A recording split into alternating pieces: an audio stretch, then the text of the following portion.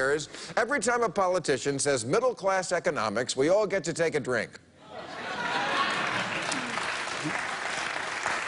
Oh, yes, even the Republicans are jumping on the bandwagon with middle-class economics. It's the new bullshit, and it's what's for dinner.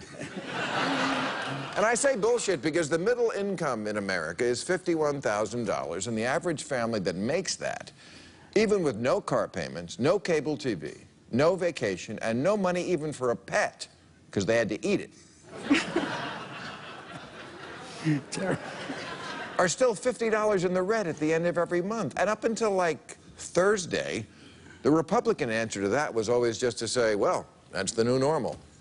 Like, that's an explanation. Try that one when your wife comes home early and finds you screwing the babysitter. What the hell's going on here? It's the new normal.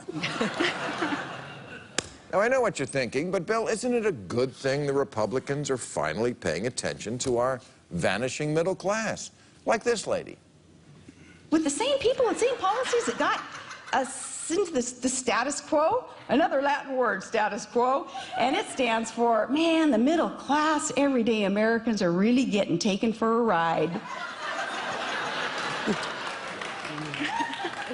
Now, this raises a troubling question, which is, if Sarah Palin suffers a stroke, how will we know? Now,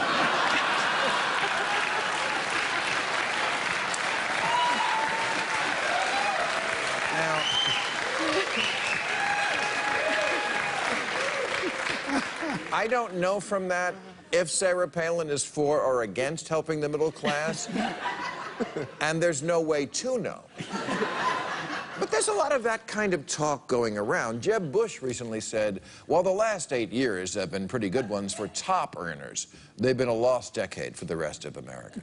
And Mitt Romney, the man with 4 mansions and a car elevator, said under President Obama, the rich have gotten richer and the income inequality has gotten worse. Yeah, those damn Democrats, always fighting the Republican Party's efforts to stick up for the little guy. Yeah. Wow, there is no shame in the Republican game. This is the party that used to like to say a rising tide lifts all boats, which is easy to say when you're on the yacht. So what's happening is the Democrats are proposing to nibble around the edges of our middle-class problem, and the Republicans are pretending to care while they go back to servicing 8 rich dickheads who own coal mines. And no one is telling the truth, which is that the large, thriving middle class that America used to have didn't just appear out of the blue. It was created using an economic tool called socialism. Oh, I know. We never use that term here in Buzzword Nation.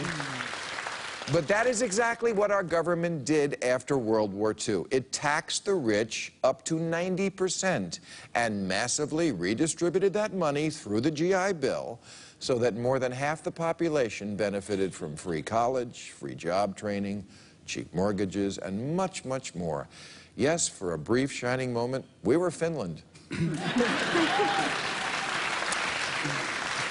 Now, we can debate whether that's a good thing or a bad thing to go back to, but what is beyond debate is that that is what happened. The 50s and 60s are the era of socialism in America, and that is when a family needed only one breadwinner and a house cost only 2 years' salary. It was when a man could afford college for his kids and dinner at a chop house with the missus, followed by missionary sex in a paneled rec room. On a plastic-covered sofa that wipes clean. Because here's the reality. A middle class is actually not the normal byproduct of capitalism. Ask any historian. A middle class is actually a fluke in history.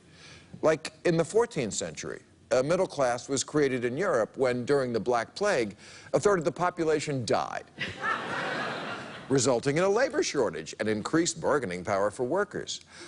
So that's one way to create a middle class. But it is kind of hard to see it on a campaign poster. All right, that's our show. I'll be at the Macon City Auditorium.